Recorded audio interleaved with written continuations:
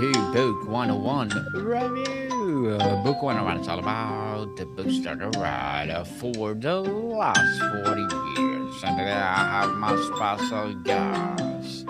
She is the author of the upcoming book of the scale, no other than Miss Candice Hall. Hello, everyone. I'm Welcome. very happy and honored to be here. Welcome, Miss Candice on Book 101 Review. And can you please introduce more about yourself that I miss? Yes, so as Daniel said, I am Candice Hall. I am the owner of No Excuses Fitness Studio in Cleveland, Ohio. We have been in business for about 11 years, and we offer group fitness and personal training classes. And I'm also the author of this book called At the Scale.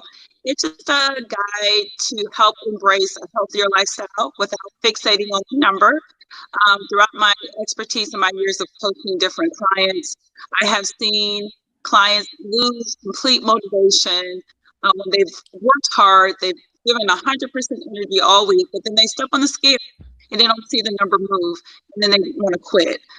So I wanted to make sure that we keep this mentality and not equate our health to a number on the scale, and instead focus on our strength, happiness, our progress, things that actually do matter. Miss Candice, thank you so much for sharing your knowledge and wisdom to the world. Thank you. If the scale is a bold statement of rebellion, what specific harm does the scale to our psychology and our relationship with our bodies that made you choose such a definitive and confrontational title? Well, it's been ingrained in us since we were born, right? The first thing they do is weigh you when you're when you're born, and then they monitor your progress and your health every time you go to the doctors. It's put you on the scale. They give you a BMI, right? So everything is equated to the number on the scale. So it's been ingrained in our brains and instilled in us.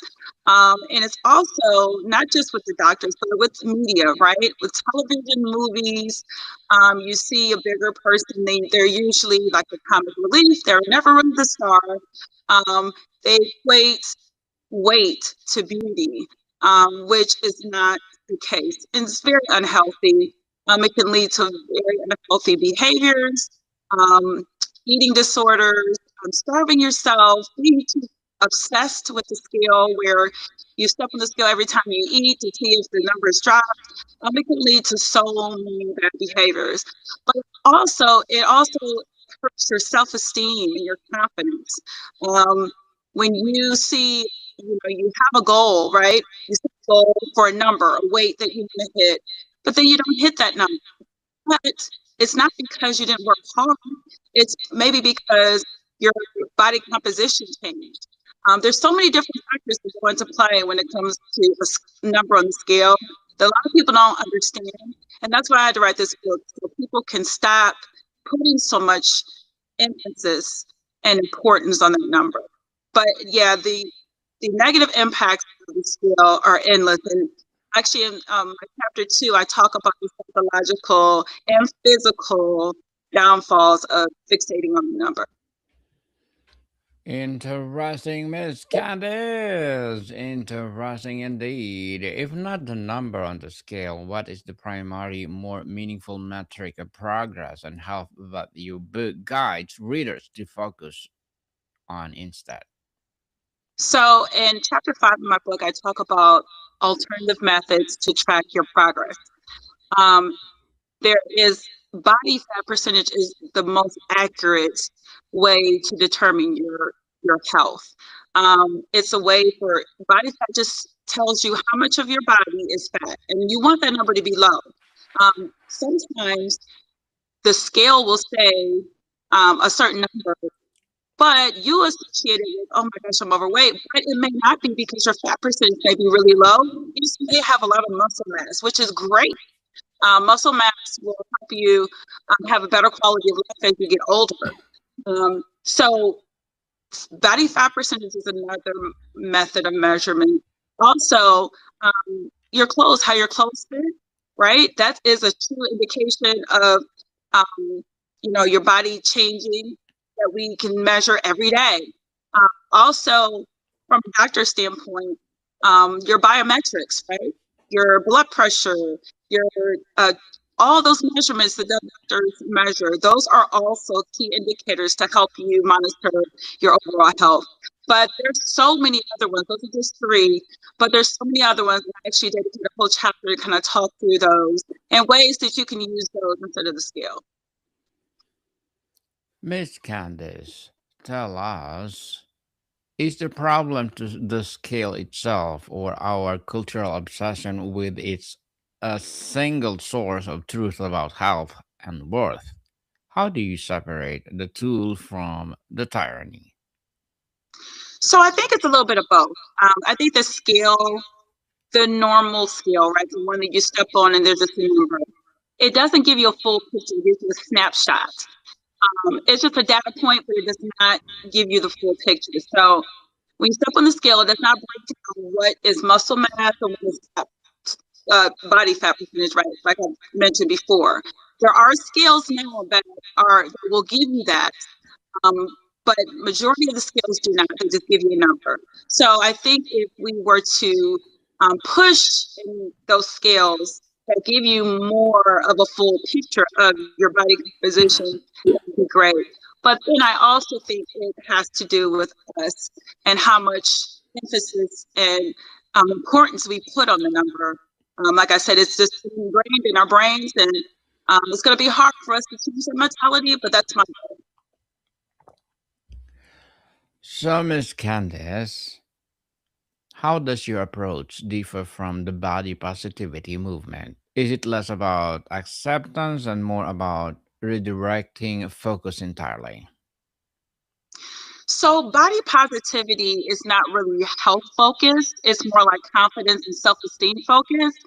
So because I am my background in the fitness and health industry, my goal is health, overall health. So I think it's a little different. Every My goal is for you to be healthy, and meaning that I want when you go get your blood pressure and all your metrics done, your blood work, and I want it to show that you're healthy, and that you're eating right, you're exercising like you should be, you're leading an overall healthy lifestyle. I think that's a little different than body positivity because it doesn't really push those things. It kind of just focuses more on be who you are, love who you are, and stop beating yourself up, kind of thing. So, yeah, my more in the forefront of my message is Miss Candice, let's talk about the failing the void. When someone removes the daily feedback of the scale, what do you often replace that anxiety with? How do you guide them to fill the mental space with something constructive? okay. Daniel, can you repeat that? I couldn't hear exactly what you said. Yes, so let's talk about the feeling the void when someone removes the daily feedback of the scale. What do you often replace that anxiety with? How do you guide them to fill the mental space with something constructive? So that's kind of ties into what I was talking about before in chapter 5, where I give them alternative methods. So they'll still have ways to measure themselves daily, but just not with the scale. There's so many different things. And I think I gave you a few of them. I don't want to give them all away, but they're in the book. There's other measurements that you can use daily to measure yourself, to track your progress. It has nothing to do with the scale. What are your top three most powerful, tangible, non scale victories, Miss Candace, that people should track to build momentum and confidence? So number one is strength. If you can do 5 more reps than you did last month or last week, that is a huge win. That means you're getting stronger. That means you're building more muscle mass. And guess what that means? That means you're going to be stronger as you get older. So your quality of life is going to be better. So that's number one. Number two is your sleep. A lot of people struggle from getting a full, good night's sleep, especially women and going through menopause. But when you are exercising consistently, you will see that you sleep so much better. Your body has went through you. You've pretty much pushed your body to the limits. So your body's tired. So it will definitely rest and you'll get great night's sleep. You'll wake up feeling well rested and just ready to take on the day. And then number three is your energy level. You'll have more energy to walk those stairs at work, right? Going up those stairs won't seem like such a task, or your legs won't hurt as much. Or when you sit down in a chair, you won't make that phone, or get up from a chair making that, right? You'll be more limber, have more energy and strength to just do day-to-day activities. So those are three things that non-scale wins to me. And there's a chapter dedicated to that too, about how you can monitor and manage those non-scale wins.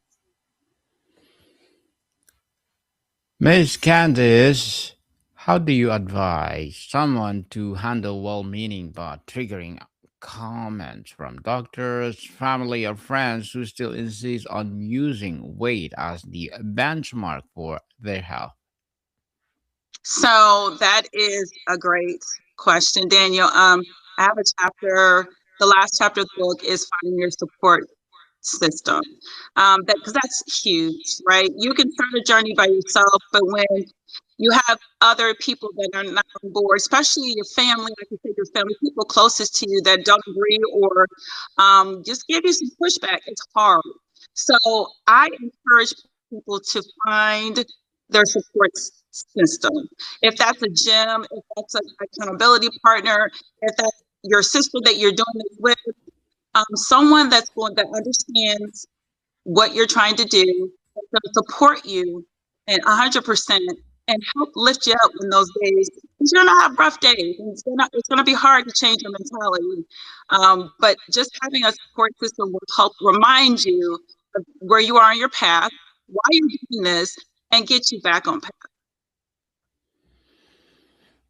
Interesting, Miss Candice. And what is the number on the scale so emotionally potent? What's deeper fears or desires is often mistakenly tied to?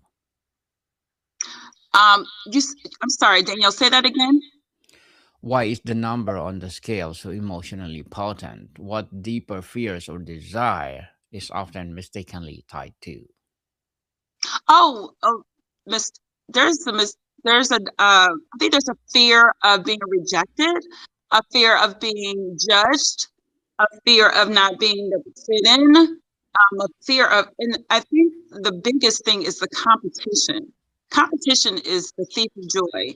I think we compare too much, and no one's the same. So you're looking at someone on social media that, first of all, probably did all kind of filters to make themselves look that way.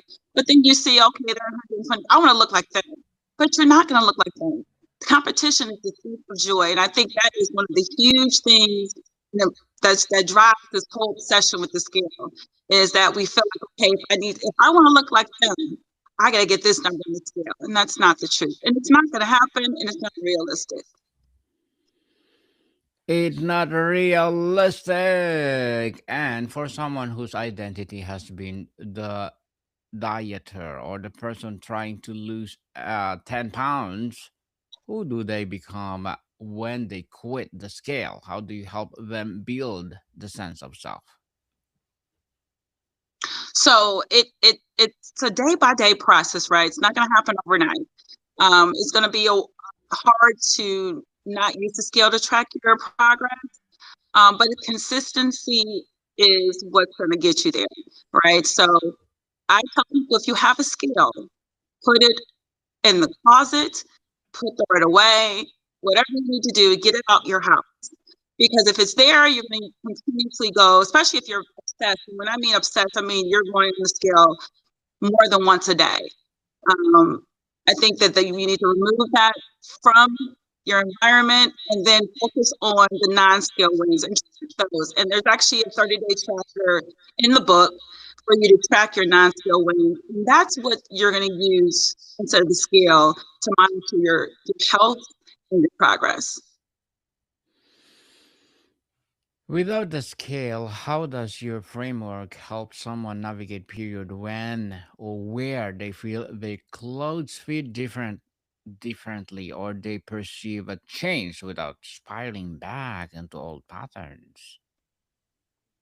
So your question, Daniel, is if they don't see a change in their clothes, how Yes, do you stop them please. from spiraling? Yes, please. So changing your clothes is just one measurement, right? Again, there's so many different non-skill wins that you can measure your progress. Okay, maybe your clothes aren't changing the first 2 weeks, but hey, are you able to do a push-up that you weren't able to do before? Are you able to do 8 reps of the bicep curl that you were only able to do 4 before? Are you able to walk up the stairs without losing your breath for the first time? There's so many other non-skill wins besides just fitting your clothes. Did your numbers when you get your lab work done? Did your bad cholesterol go down? There's so many other ways. There's so many other measurements. So, Miss Candice, before we wrap up our discussion for today, I'm inviting you to please do listen to my other podcast, people. My other podcast, because my abstract essay is already in fifth season, abstract poetry in second season. I'm a book 101 review in fifth season too, a comedy 101 third season, food 101 sixth season, and geography 101, love letters, movie 101 review, music 101 fourth season. Science 101, Sex 101, second season, and my baby podcast, Law 101, Mental Health 101, Bible Verses 101, and Entrepreneurship on 101. Please listen to them wherever you listen your podcast.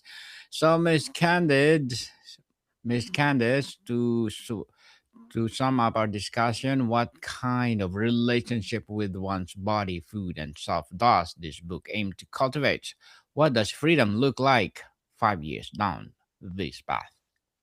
Freedom to me for a healthy relationship with food and your body is you are eating healthy.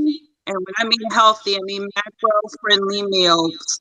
And I have a whole chapter dedicated to that as well, where you are no longer associating your happiness and your health to the number on the scale. That is what success looks like to me. Yes, and thank you so much for sharing your knowledge and wisdom to the world, Miss Candice. Thank you, thank you, thank you. So, can you please invite the listeners to support your book or your upcoming book? Thank you. So, where do people can buy your book, Miss Candice? People can buy my book at noexcusesfitness.com. That's spelled KNOW, excusesfitness.com. It will also be available on Amazon on January 5th. And you can also follow me on my social handles at Instagram. I'm at No Excuses. And that's KNOW Excuses. On Facebook, I am Candice Hall. And on TikTok, I am No Excuses as well.